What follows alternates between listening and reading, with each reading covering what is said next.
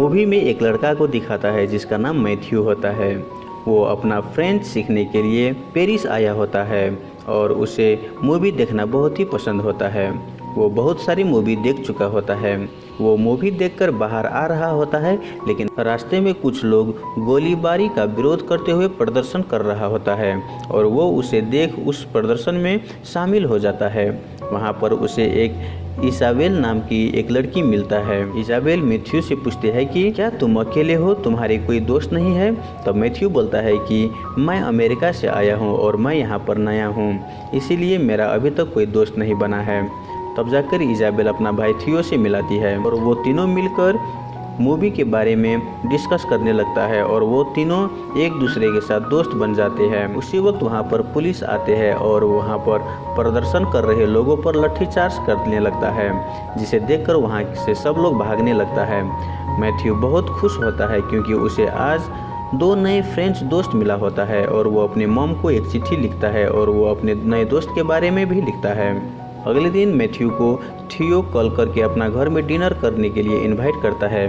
Matthew वहां पर जाता है और इसाबेल अपनी पेरेंट्स से मिलाती है।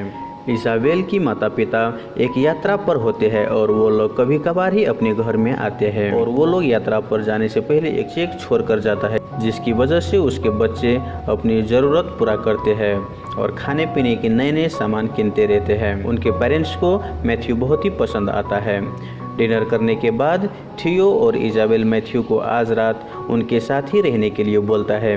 मैथ्यू भी मान जाता है और रात को सब लोग सो जाते हैं। जब रात को बाथरूम करने के लिए मैथ्यू बाहर आते हैं, तब जाकर वो इसाबेल के रूम में देखता है। वो देखकर बहुत ही शॉक हो जाता है क्योंकि वहाँ पर इसाबेल और थियो दोनों न्यूड ही सोया हुआ होता है और मैथ्यू को उनके रिश्ते पर शक होने लगता है।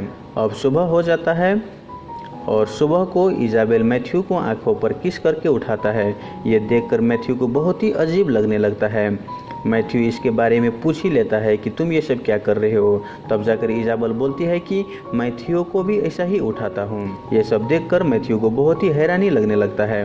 इसाबेल मैथ्यू को बाथरूम ले जाता है और वहाँ पर थियो न्यूड ही हुआ होता है। दरअसल ऐसा इसलिए कि वो दोनों ट्विंस जन्मे होते हैं, इसीलिए वो दोनों एक दूसरे को अलग नहीं समझते हैं और वो दोनों एक दूसरे के साथ न्यूड ही रहना पसंद करते हैं और उन दोनों को एक दूसरे से शर्म भी नहीं आते हैं। कुछ दिन के बाद थियो मैथ्यू को बोलता है कि क्यों ना तुम हमारे साथ रहो, तुम वहाँ पर अकेले ही रहते हो। मैथ्यू भी सोचता है और बाद में वो मान जाता है। अब यहाँ पर मैथ्यू भी उन दोनों के साथ रहने लगता है। एक दिन वो तीनों एक गेम खेलता है और जो हारेगा उसे सजा के तौर पर जो कहेगा वही उनको करना पड़ेगा। ये रूल बनाकर गेम खेलने लगता है। पहले थियो मूवी का एक सीन करके दिखाता है, लेकिन मैथ्यू और इसाबेल कुछ भी नहीं समझ पाते और वो दोनों हार जाते हैं और थियो उन दोनों को सजा के तौर पर उसके सामने ही इसाबेल और मैथ्यू को इंटीमेट होने के लिए बोलता है। इसाबेल तुरंत ही उन दोनों के सामने गेम के नियम के अनुसार अपने कपड़े खोलने लगती है। ये सब देखकर मैथ्यू को रहा नहीं जाता और वो बाथरूम भाग जाता है। कुछ देर के बाद जब वो बाहर आता है तब थियो उसे पकड़कर उसके कपड़े खोलने लगता है। उसके बाद वो देखता है कि मैथ्यू अपनी प्राइवेट पार्ट पर इसाबेल की एक फ़ोटो चिपका कर रखा हुआ होता है। शर्त के मुताबिक इसाबेल और मैथ्यू वहीं पर इंटीमेट हो जाता है। इसाबेल फर्स्ट टाइम किसी के साथ इंटीमेट हो रही होती है और इसीलिए उसे बहुत ही दर्द हो रहा होता है, लेकिन उसे मज़ा भी बहुत आ रहा होता है। कुछ देर के बाद मैथ्यू और इसाबेल फिर से बेड पर इंटीमेट होता है और वो दोनों लवर्स बन जाते हैं। एक बार मैथ्यू इसाबेल से पूछता है कि तुम दोनों एक दूसरे के सामने ऐसा न्यूड ही कैसे रह सकते हो और क्या तुम दोनों के बीच कोई फिजिकल रिलेशन है? तब जाकर इसाबेल बोलती है कि मैं और थियो एक दूसरे से अलग नहीं है, हम दोनों एक साथ ही जन्मे हैं और हम दोनों के बीच कोई फिजिकल रिलेशनशिप नहीं है। मैथ्यू बोलता है कि यदि तुम्हारे पेरेंट्स को ये सब पता लगेगा तो उस पर क्या बीतेगा। इसाबेल बोलती है कि यदि ऐसा हुआ तो मैं सुसाइड कर लूँगी। ऐसा ही चलता रहता है और वो तीनों खुशी से एक दूसरे के साथ बहुत ही अमीरी से रह रहा होता है और एक दिन इसाबेल और थियो के पास बचे हुए पैसे खत्म होने लगता है क्योंकि वो तीनों बहुत ही महंगे महंगे खाना खाते रहते हैं और महंगे महंगे वाइन्स भी ड्रिंक करते रहते हैं, इसीलिए उसके पास पैसे खत्म होने लगता है। उसके बाद वो लोग पार्ट टाइम जॉब भी करने लगता है। एक दिन थियो और मैथ्यू बाथटब में नहा रहा होता है और एक दूसरे से किसी बात पर बहस करने लगता है। उसी वक्त इसाबेल भी आकर थियो और मैथ्यू के बीच उसी टब में नहाने लगती है। इजाबेल और थियो बहुत ही अजीब हरकत करता है। इस बात से नाराज होकर मैथ्यू इजाबेल से बोलता है कि तुम अब बड़ी हो चुकी हो, क्या तुम दोनों बच्चों जैसे हरकतें कर रहे हो, तुम्हारा कोई बॉयफ्रेंड भी नहीं है।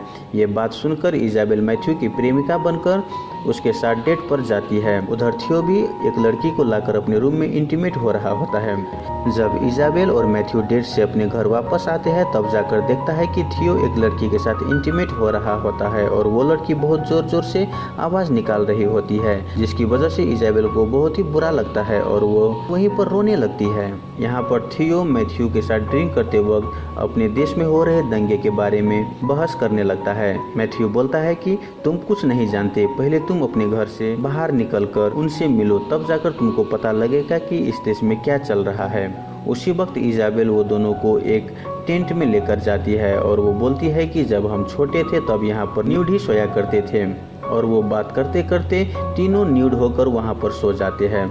अगली सुबह इजाबेल के पेरेंट्स घर पर आते हैं और वो उन तीनों को एक दूसरे के साथ न्यूड सोते वक्त देख लेता है और वो उन तीनों को न्यूड ही सोते हुए देखकर बहुत ही हैरान हो जाते हैं। लेकिन उसका पेरेंट्स उन सबको कुछ कहे बिना ही वहाँ पर एक चेक रखकर वापस चले जाते हैं।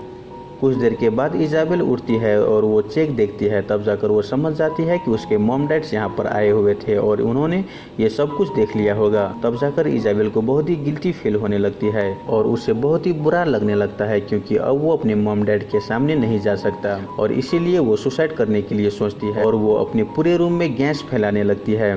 बाहर प्रदर्शन कर रहे लोगों के द्वारा एक पत्थर उसके विंडो द्वारा उसके रूम में चली आती है, जिसके कारण मैथ्यू और थियो भी उठ जाता है और वो लोग भी उस प्रदर्शन कर रहे लोगों में शामिल हो जाता है। थियो पुलिस पर पत्थर फेंकने लगता है और मैथ्यू उसे रोकने लगता है और उसे समझाते हैं कि हिंसा मत करो, लेकिन वो नहीं मानता और थियो के साथ इजाबेल भी उसके साथ देने लगती है और वो दोनों वहाँ से आगे बढ़ने लगता है। अब यहाँ पर मैथ्यू वहाँ से चले जाता है। पुलिस पर लगातार पत्थर बरसाने के कारण पुलिस वाले भी लाठीचार्ज करने लगता है, जिसे देखकर वहां से सब लोग भागने लगता है और ये मूवी यहीं पर खत्म हो जाता है। दोस्तों, इस मूवी का नाम है द ड्रीमर्स और ये मूवी को साल 2003 में रिलीज किया गया था। इस मूवी को IMDb की तरफ से 7.2 आउट ऑफ 10 की रेटिंग के साथ साथ 85% गूगल यूजर्स ने लाइक किया है। तो गाइज, आई होप आपको ये मूवी एक्सप्रेशन वीडियो अच्छा लगा हो। अगर वीडियो अच्छा लगे तो वीडियो को लाइक करके हमारे यूट्यूब चैनल को सब्सक्राइब जरूर कर लें, ताकि आपको और भी ऐसी मूवी एक्सप्रेशन वाला वीडियो मिलता रहे। धन्यवाद।